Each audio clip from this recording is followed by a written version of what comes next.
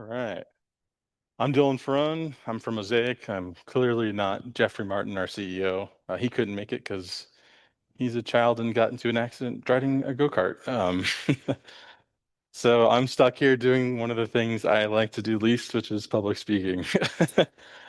But of course, he would choose such an aggressive title for this, which is Reality Captured Feeding the Machine, Imagery-Focused Systems to Fuel Your 360, 3D, and G-Splats Funnel. Holy smokes, that's a lot, Jeff. At Mosaic, we've been around for 8 years making hardware. Primarily, we're a camera-first type company, so we are generating the highest quality camera output we can on a couple of different devices I'll show you.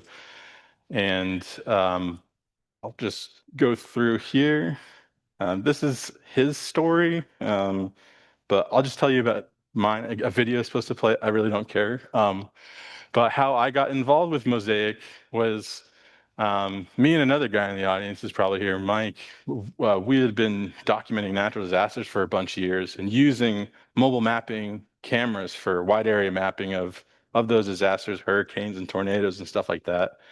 And 5 years ago, we had Hurricane Ian, and we just bought a Mosaic 51. And I think within a few days, that hurricane hit, and we went down there and we used that camera for 2 weeks straight.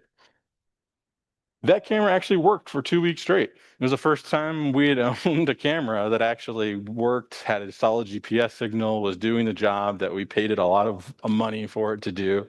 And I fell in love with the product. And I like the company a lot because we also had trouble with camera systems like locking down our data and not wanting to let us process it, even though we owned it and generated it. And Mosaic's ethos is like, you have the hardware, you captured it, you do whatever you want with your data, and we empower you to do that in a bunch of different ways. So our core camera systems here, we've got the Mosaic 51 and X. Those are mobile mounted, self-contained mobile mapping capture systems. So they do basically like Google Street View, get geo-reference panoramic imagery out of it. Or in the case of the Mosaic X, you can use all the individual camera streams and do photogrammetry, Gaussian splatting, some more stuff I'll show you here in a bit too. The Meridian is Mosaic X with a LiDAR slap to it. So it's a less expensive mobile mapping solution when you need LiDAR. And then the Explore backpack is one of our newest additions to the family, basically for going where vehicles can't go, including indoors. Geo-referenced, high quality optics and LiDAR. And yeah, the systems. This insane slide is a bunch of different outputs you can get from the data that we capture from the system. So you're seeing NeRFs, you're seeing equirectangular videos, you're seeing Gaussian splatting, photogrammetric models, LiDAR point clouds. A lot of different outputs are capable from that imagery first perspective that we have.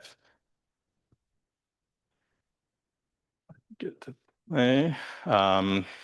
This is walking down the.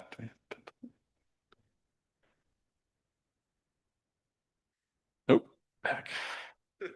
Sorry, it's literally my first time doing something like this on stage really quick. Anyway, this is supposed to be a video of walking down a bridge where you can see basically some complex details and geometries in the imagery due to the optics. Even though it's really close to you, you're not seeing artifacting and things like that, which is incredibly important for like visual record of like location, monitoring what the status and quality of your infrastructure might look like, and any reason you might want to have a ton of photos of your bridges and other assets.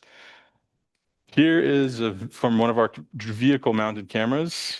Basically what's going to happen is, boom, we're going to turn this into a NeRF. And so again, that's all the imagery from the cameras turned into a neural radiance field dataset. That dataset was captured before neural radiance field papers dropped. And that's kind of another thing we love about the systems is even though this data gets captured, it's still ready for what might come next because it's open format, open standard, MP4, JPEG, CSV, GPX. You're not locked down. So when the next thing comes along, your other data you can try it out, bring it in there. This cute video is loaded into Preview 3D, but it was captured with the Explore backpack for a VFX job a company was doing. It's in Amsterdam. He walks around basically these city streets, but what's really important about it is that you don't see people in vehicles. It's everything is masked out in processing using just off-the-shelf software that's available to you. And you don't need permits. You don't need to shut the road down. You can just walk around in an afternoon, collect data for, an hour, and then you let a computer scream for 3 days straight while it tries to put everything together for you. That's the next thing you need to buy after you buy one of these is a nice computer.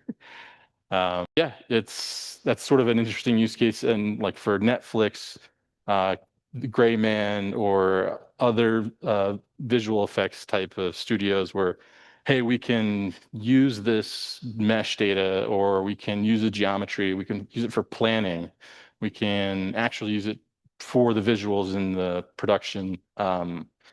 And it's a huge cost savings and time savings for those industries. So he was going to do this great little walk around for you in his vest and everything, and you guys didn't get to see it. Sorry. This is a LiDAR point cloud collected with the Explorer. The Explorer LiDAR isn't as accurate as your TLS, your terrestrial laser scanning devices, but the fact is, TLS is great and is incredibly accurate, but you don't always need that accuracy. Maybe you just need enhanced metadata for your imagery, or you need to know the volumes of things. I'm walking through a construction site or a dump or something like that, junkyard. I want to know the volumes of things. Well, then your tolerance for how that air being like, what is it, 5 or 50 millimeters, that's fine. So there's definitely a tool for every use case. And what you see here took 10 minutes of walking around that loop and coming out to capture it. So when you think about data capture these days and the relevance of how positionally accurate things are, how dimensionally accurate things are, I think another really important thing is how temporally accurate is it? How quickly are you getting it and how frequently are you looking at it? Is the data you looked at today the same thing as what is there now, or is it months old? And with our systems, they let you basically collect as fast as much as you want. This is a Gaussian splat of Vyšehrad Cemetery in Prague. You can see from the fancy lighting, and most tellingly is in the trees. Like when you're doing the photogrammetric meshes and models, trees look terrible. So that's where the Gaussian splatting really shines. It doesn't do as great a job on some of the text, I must admit. I was noticing something and someone explained it to me in a very funny way. He's like, imagine if you had a ton of tiny bananas and they were trying to make text on a flat wall. And I was like, I'll let you computer vision guys figure this out.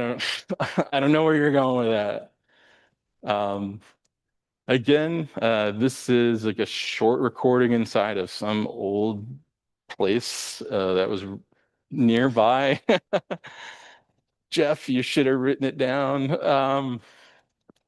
But what is cool to see is if you'll notice the sort of the light fixtures hanging from the ceilings and the thin lines that are coming from them, that in Gaussian splatting, look how clear and distinct those things are. A mesh, that would just be like this incongruous shape of like black and white, and it would just look terrible. It wouldn't be fine and detailed like that. And I think, this makes a great demonstration for why you might want to get involved in 3D GS. And again, the data we're collecting, all these outputs are possible because it's high quality imagery first. So our viewer, sure. I mean, we've got a guy who probably programmed a viewer, but it's like when it comes to NeRF Studio or GUT or name an open source G-Splats solution, that's likely what you're seeing here. But no, we don't make software. Again, sort of that decoupling of hardware from software from hardware. I think in my notes it said no one's looking for another platform. There's plenty of them out there. We have the data. You find the platform, or we'll help you find one. There's plenty of great vendors, people here I could introduce you to. You should be able to process that data in any way. So no, it's not a proprietary viewer you're seeing here, or something that we sell. This is just open source processing of G-Splat data. And then this is going to be sort of a comparison between photogrammetry and G-Splats on a bigger scale. And maybe someone hit the play button. Someone was helping me out before. This would be a good one to not miss. But anyway. Bummer. With the well, from this one image, you can see a mesh with the textures overlaid on top of it, and you can start seeing finer details being missed at the top, things that might be missed from above. And as the video plays through, you get to see where meshes shine, where Gaussian splatting shines, and filling in some of those details. And again, that was just from, I don't believe that was the Explorer. That's the Prague REALMAP, which is I'll get into on the next slide.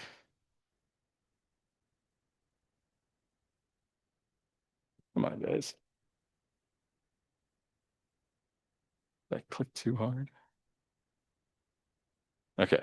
So, Prague REALMAP is an open source data set of 1.3 million images to anybody who wants to train AI, ML on a city scale or reconstruct Gaussian splatting.